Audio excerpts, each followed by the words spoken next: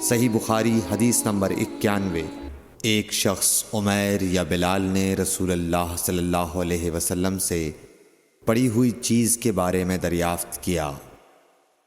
آپ نے فرمایا اس کی بندھن پہچان لے، یا فرمایا کہ اس کا برتن اور تھیلی کو پہچان لے، پھر 1 سال تک اس کی شناخت کا اعلان کراؤ، پھر اس کا مالک نہ ملے تو اس سے فائدہ اٹھاؤ، اور اگر اس کا مالک آ جائے تو اسے سونپ دو۔ اس نے پوچھا کہ اچھا گمشدہ اونٹ کے بارے میں کیا حکم ہے؟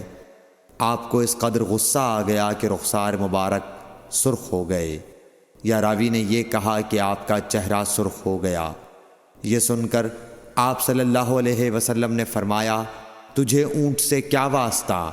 اس کے ساتھ خود اس کی مشک ہے اور اس کے پاؤں کے سم ہیں، وہ خود پانی پر پہنچے گا اور خود پی لے گا اور خود درخت پر چرے گا، لہٰذا اسے چھوڑ دو یہاں تک کہ اس کا مالک مل جائے۔ اس نے کہا کہ اچھا گمشدہ بکری کے بارے میں کیا ارشاد ہے؟